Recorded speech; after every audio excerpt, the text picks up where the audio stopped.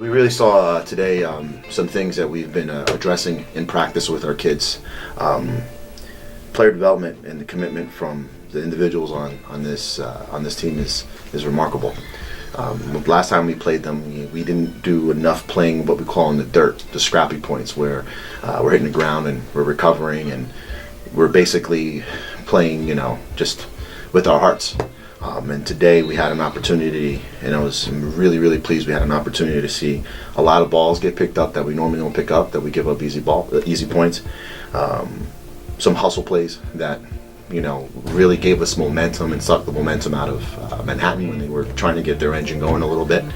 I'm just really happy with the young ladies and their effort. Even if we would have lost today, the things that we saw today, I would be saying the same thing, because you want your kids to improve throughout the season. And in past years, we've kind of been a little stagnant. So today with 100% was a measure of their wanting and willing to get better and their emotional connection to it.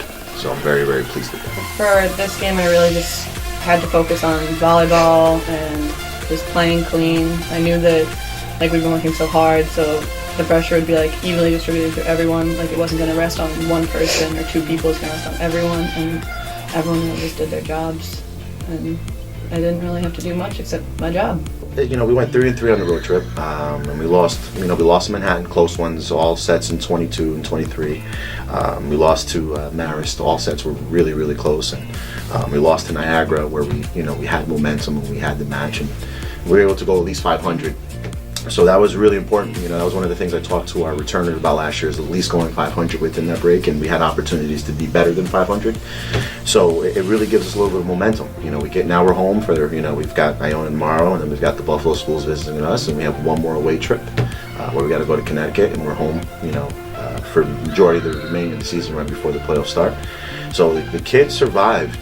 The players survived a really tough test, and going back to the match versus Siena, we're down 0-2 and one foot's in the grave. We lose that match where we would have been 2-6. We would have been 2-6 in the match, and we came out 3-5. And now today with this win, we're 4-5. And if we can play a good volleyball game tomorrow and a team-oriented volleyball game tomorrow as a unit, we put ourselves back at 500 in the conference and put ourselves back at 500 as an overall record. So it's a good feeling. It really isn't, because it's their hard work. We've got two of them now this year. Ryan's is a little special. And the reason why I say Ryan's a little special is because when we first got Ryan here, Ryan had to go through this transformation, where she was the big dog in Stonebridge High School, Under Armour, All-American. She was used to just touching the ball and getting a kill, where she didn't really have to do a ton of work. And when she got here, day one, we said, no, this is going to be very different than what we're used to. Ryan has fought back tooth and nail. She has argued. She has given attitude.